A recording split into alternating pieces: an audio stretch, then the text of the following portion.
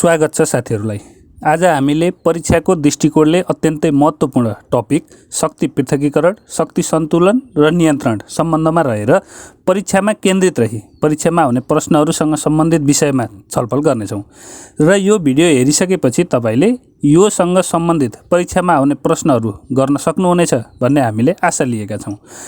अब सुरु गरौँ शक्ति पृथकीकरण, शक्ति सन्तुलन र नियन्त्रण सम्बन्धमा। सबैभन्दा पहिला हेरौँ शक्ति पृथकीकरण।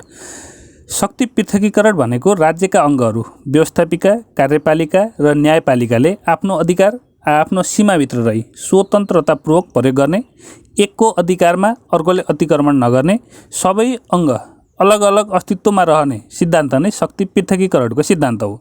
यो राज्यका अङ्गहरूको कार्य विभाजन र कार्य स्वतन्त्रता सम्बन्धी सिद्धान्त हो।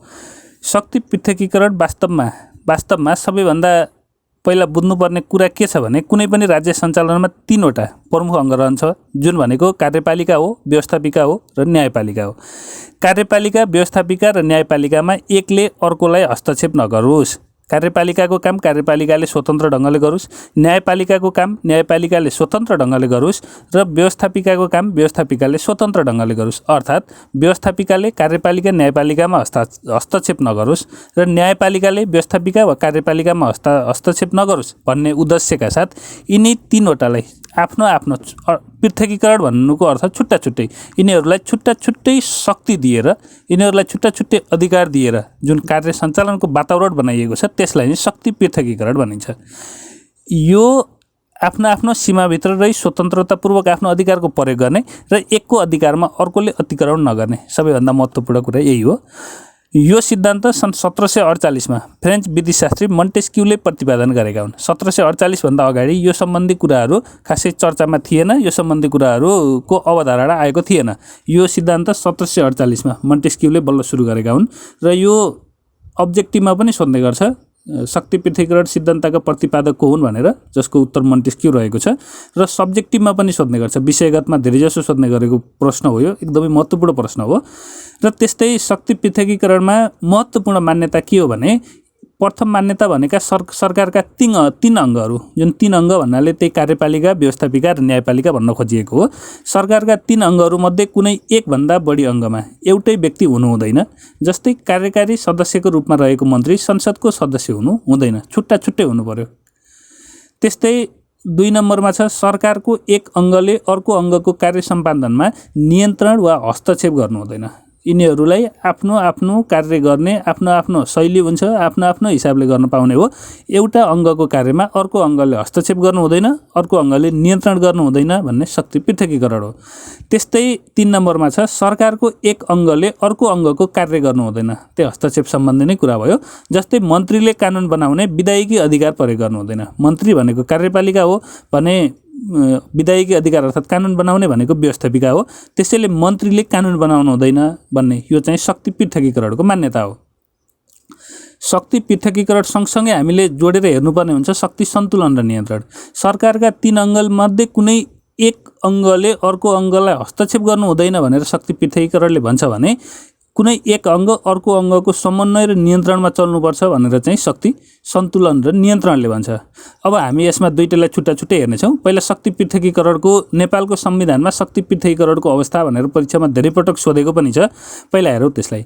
नेपालको संविधानमा शक्ति पृथकीकरणको अवस्था भन्यो भने त्यो हामीले बुझ्ने त्यति हो, कार्यपालिका, व्यवस्थापिका र न्यायपालिका तीनवटा अङ्गलाई कस्ता कस्ता शक्ति छुट्टा छुट्टै अर्थात् पृथक पृथक के कस्ता शक्ति दिएको छ त्यही नै लेख्ने हो। त्यही नै हो शक्ति पृथकीकरणको अवस्था।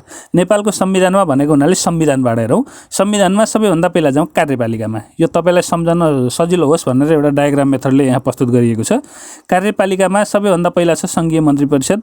अर्थात् सङ्घीय मन्त्री परिषद भन्नुको अर्थात् सङ्घीय कार्यकारी अधिकार सङ्घीय मन्त्री परिषदमा निहित। यसलाई लेख्दा चाहिँ त्यसरी लेख्ने, सङ्घीय कार्यकारी अधिकार सङ्घीय मन्त्री परिषदमा निहित, प्रदेश कार्यकारी अधिकार प्रदेश मन्त्री परिषदमा निहित र स्थानीय कार्यकारी अधिकार स्थानीय तहमा निहित अर्थात् स्थानीय कार्यपालिकामा निहित। अब यसमा अझै संविधान नै खुलाएर लेख्नु पर्दाखेरि सङ्घीय कार्यकारिणी अधिकार धारा 75 बमोजिम सङ्घीय मन्त्री परिषदमा, प्रदेश कार्यकारिणी अधिकार धारा 162 बमोजिम प्रदेश मन्त्री परिषदमा, त्यस्तै स्थानीय कार्यकारिणी अधिकार धारा 214 बमोजिम स्थानीय कार्यपालिकामा, त्यस्तै व्यवस्थापिकामा पनि त्यही तरिकाले लेख्नुस्। सङ्घीय विधायकी अधिकार सङ्घीय व्यवस्थापिकामा, प्रदेश विधायकी अधिकार प्रदेश व्यवस्थापिकामा र स्थानीय विधायकी अधिकार स्थानीय व्यवस्थापिकामा। त्यस्तै न्यायपालिका, अब न्यायपालिकामा गएपछि न्यायपालिका चाहिँ सङ्घ प्रदेश तह भन्ने छैन, न्यायपालिका चाहिँ एकै तहको छ, छुट्टा छुट्टै 3 तहको छैन। र न्यायिक अधिकार अदालतबाट हुने व्यवस्था छ भने सर्वोच्च, उच्च र जिल्ला गरी 3 तहको अदालत रहने व्यवस्था रहेको छ। स्थानीय अदालत अनि प्रदेश अदालत, उच्च सङ्घ अदालत भन्ने त्यस्तो चाहिँ हुँदैन। प्रदेश स्तरमा अदालत भए तापनि न्याय चाहिँ एकै तहबाट सञ्चालन हुने व्यवस्था गरिएको छ। त्यस्तै अब यसलाई सजिलोसँग हेरौँ चित्रात्मक माध्यमबाट। कार्यपालिका भन्दा बित्तिकै भाग 7 धारा 75 सम्झिने। नेपालको संविधानको भाग 7 धारा 75 बमोजिम कार्यकारिणी अधिकार सङ्घीय कार्यपालिकामा निहित, सङ्घको कार्यपालिका भन्ने। त्यस्तै प्रदेशको कार्यपालिकामा हेर्नुहोस् त, नेपालको संविधानको भाग 13 धारा 162 बमोजिम प्रदेशको कार्यकारिणी अधिकार प्रदेश कार्यपालिकामा निहित। त्यस्तै स्थानीय तहको हेर्नुहोस्, नेपालको संविधानको भाग 17 को धारा 214 बमोजिम स्थानीय कार्यकारिणी अधिकार स्थानीय कार्यपालिकामा निहित। त्यस्तै अब व्यवस्थापिकामा जाउँ।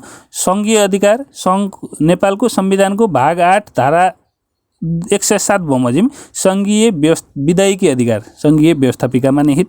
त्यस्तै प्रदेश व्यवस्थापिकामा हेरौँ, नेपालको संविधानको भाग 14 को धारा 197 बमोजिम प्रदेश विधायकी अधिकार प्रदेश व्यवस्थापिकामा निहित।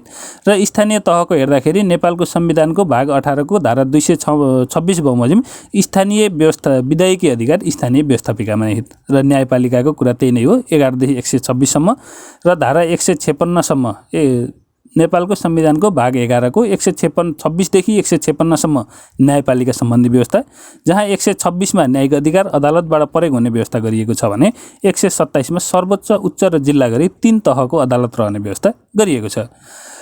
त्यस्तै हामी जाउँ अब शक्ति पृथकीकरणको अवस्था। अहिलेसम्म त हामी बुझ्ने गरी हेरौँ टेबल मेथडमा, अब लेख्ने कसरी हेरौँ। नेपालको संविधानमा शक्ति पृथकीकरणको अवस्था भन्दा बित्तिकै सबैभन्दा पहिला फर्स्ट पोइन्ट लेख्नुहोस् कार्यकारिणी अधिकार कार्यपालिकामा, र त्यसमा लेख्नुहोस् सङ्घीय कार्यकारिणी अधिकार भाग 7 धारा 75 बमोजिम सङ्घीय मन्त्री परिषदमा। त्यस्तै अर्को पोइन्ट लेख्नुहोस् प्रदेश कार्यकारिणी अधिकार भाग 13 धारा 162 बमोजिम प्रदेश मन्त्री परिषदमा। र त्यस्तै अर्को पोइन्ट लेख्नुहोस् स्थानीय कार्यकारिणी अधिकार भाग 17 धारा 214 बमोजिम स्थानीय कार्यपालिकामा। त्यसपछि जाउँ हामी दोस्रो विधायकी अधिकार व्यवस्थापिकामा, जहाँ सङ्घीय विधायकी अधिकार नेपालको संविधानको भाग 8 धारा 107 बमोजिम सङ्घीय व्यवस्थापिकामा, प्रदेश विधायकी अधिकार भाग 14 धारा 197 बमोजिम प्रदेश व्यवस्थापिकामा, र स्थानीय विधायकी अधिकार भाग 18 धारा 226 बमोजिम स्थानीय कार्यपालिकामा। स्थानीय कार्यपालिकामा होइन, स्थानीय व्यवस्थापिकामा, यहाँ चाहिँ थोरै मिस्टेक भएको छ। स्थानीय विधायकी अधिकार भाग 18 धारा 226 बमोजिम स्थानीय व्यवस्थापिकामा हो। त्यस्तै अर्को हेरौँ न्यायिक अधिकार न्यायपालिकामा। न्यायिक अधिकार न्यायपालिका लेख्नुहोस्, अन्डरलाइन गर्नुहोस्। त्यसपछि पोइन्ट लेख्नुहोस् नेपालको संविधानको भाग 11 धारा 126 देखि 156 सम्म न्यायपालिका सम्बन्धी व्यवस्था गरिएको छ, जसमा धारा 126 बमोजिम न्यायिक अधिकार अदालतबाट प्रयोग हुने व्यवस्था गरिएको छ भने धारा 127 मा सर्वोच्च, उच्च र जिल्ला गरी 3 तहको अदालत हुने व्यवस्था गरिएको छ। त्यस्तै अब हेरौँ शक्ति सन्तुलन र नियन्त्रण, जसमा पहिला हेरौँ परिभाषा। सबै अङ्गका बीचमा आपसी सम्बन्ध, समन्वय र सहयोग हुने तथा आफ्नो अधिकारको सीमाभित्र रहेर काम गर्ने र एकले अर्कोको अधिकारको अतिक्रमण गर्न नपाउने, साथै अन्य अङ्गको स्वेच्छाचारिता र मनपरितन्त्रमा अङ्कुश लगाउन सक्ने गरी विकास गरिएको सिद्धान्त नै शक्ति सन्तुलन र नियन्त्रणको सिद्धान्त हो। जसमा शक्ति सन्तुलन र नियन्त्रणको अवस्थालाई हामीले यसरी चित्रात्मक विधिबाट पनि बुझ्न सक्छौँ र यहाँ तपाईँलाई सम्झिन सजिलो होस् भनेर चित्रको माध्यमबाट प्रस्तुत गरिएको छ, जहाँ कार्यपालिका, व्यवस्थापिका र न्यायपालिका 3वटा रहेका छन्। अघि हामी शक्ति छुट्टा छुट्टै हुनुपर्छ, शक्ति पृथक पृथक हुनुपर्छ भन्यौँ भने शक्ति सन्तुलन र नियन्त्रणमा चाहिँ छुट्टा छुट्टै भएर काम चल्दैन। एक र अर्को बीच समन्वय हुनुपर्छ, सहकार्य हुनुपर्छ र एकले अर्कोलाई कहीँ न कहीँ असर पारेको हुन्छ, कहीँ न कहीँ सन्तुलन गरेको हुन्छ, कहीँ न कहीँ नियन्त्रण गरेको हुन्छ भन्ने सिद्धान्त चाहिँ शक्ति सन्तुलन र नियन्त्रण हो। शक्ति पृथकीकरणको सिद्धान्त भन्दा आदर्शवादी जस्तो भयो भने एकदम 100% शक्ति पृथकीकरण चाहिँ वास्तविक व्यवहारमा लागू हुन नसक्ने भएकाले त्यसै सँगसँगै शक्ति सन्तुलन र नियन्त्रणको सिद्धान्त पनि आएको हो। र शक्ति सन्तुलन र नियन्त्रणमा हामीलाई परीक्षामा सोध्ने भनेको एउटा शक्ति सन्तुलन र नियन्त्रणको परिभाषा हो र अर्को भनेको नेपालमा कसरी कार्यान्वयन भएको छ अथवा संविधानमा कसरी व्याख्या गरिएको छ। हालसम्म सोधिएका प्रश्नहरू चाहिँ त्यही नै हुन्। अब हेरौँ कार्यपालिका र व्यवस्थापिका, त्यस्तै कार्यपालिका र न्यायपालिका, त्यस्तै व्यवस्थापिका र न्यायपालिका। पहिला हेरौँ कार्यपालिका र व्यवस्थापिका बीच के कसरी शक्ति सन्तुलन र नियन्त्रण भएको छ।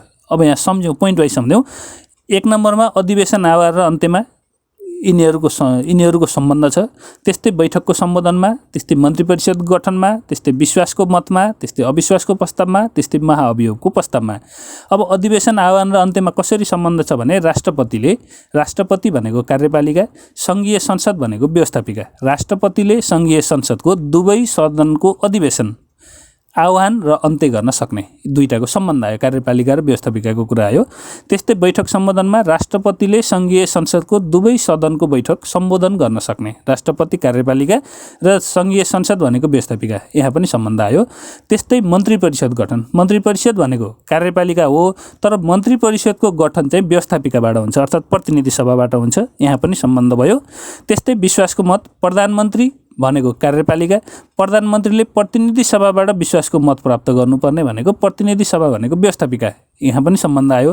त्यस्तै अविश्वासको प्रस्ताव, प्रतिनिधि सभाबाट अविश्वासको प्रस्ताव हालिन्छ, कसलाई? प्रधानमन्त्रीलाई, यहाँ पनि दुईटाको सम्बन्ध आयो भने महाअभियोग प्रस्ताव भनेको छ नेपालको संविधानको धारा 101 बमोजिम राष्ट्रपतिमाथि महाअभियोग प्रस्ताव पारित गर्न सकिनेछ।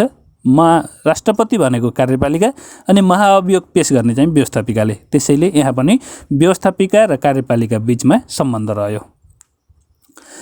त्यस्तै अब हेरौँ कार्यपालिका र न्यायपालिका बीच। कार्यपालिका भनेको अघि नै हामी कुरा गरिसक्यौँ, मन्त्री परिषद, मन्त्रीमण्डल जुन कार्य सञ्चालन गर्ने हो। त्यस्तै न्यायपालिका भनेको अदालतका कुराहरू भयो। सबैभन्दा पहिला वार्षिक प्रतिवेदनमा सम्बन्ध छ, कहाँ सम्बन्ध छ, जहाँ सम्बन्ध छ त्यही शक्ति सन्तुलन र नियन्त्रण हुने हो, त्यही लेख्ने हो। सम्बन्ध कहाँ छ?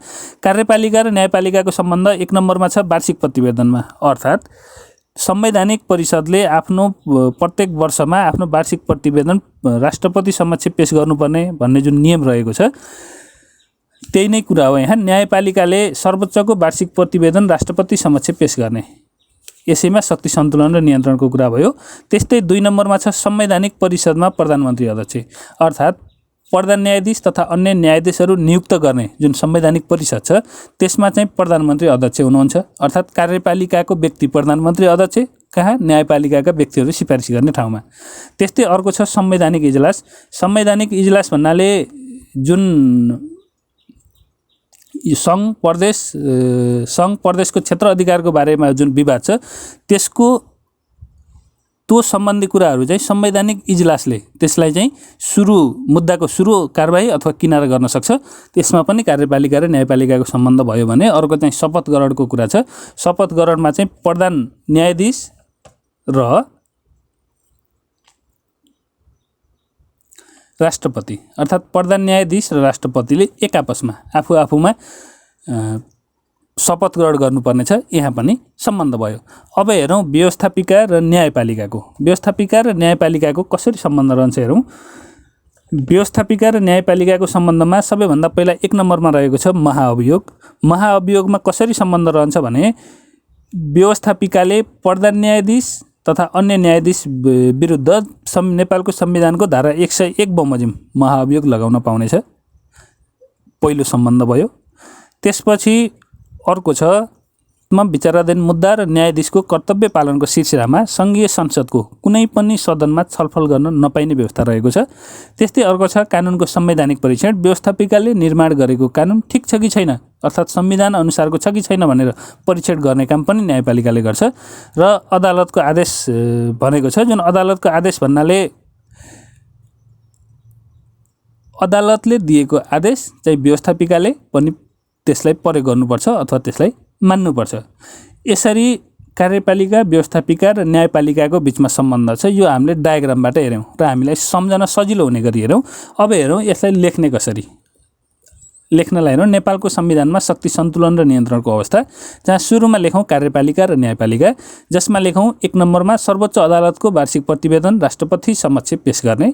त्यस्तै 2 नम्बरमा लेखौँ प्रधान न्यायाधीश र न्यायाधीश सिफारिस नियुक्तिको लागि सिफारिस गर्ने संवैधानिक परिषदमा प्रधानमन्त्री अध्यक्ष रहने। प्रधान न्यायाधीश र न्यायाधीश भन्नाले न्यायपालिकाको कुरा भयो, अनि प्रधानमन्त्री भन्नाले कार्यपालिकाको कुरा भयो। त्यसैले कार्यपालिका र न्यायपालिका बीचको सम्बन्ध हो यो। त्यस्तै 1 नम्बरमा सर्वोच्च अदालत भन्दा बित्तिकै न्यायपालिकाको कुरा भयो भने राष्ट्रपति समक्ष पेश गर्ने भन्दा बित्तिकै कार्यपालिकाको कुरा भयो। त्यो पनि कार्यपालिका र न्यायपालिका बीचको कुरा हो।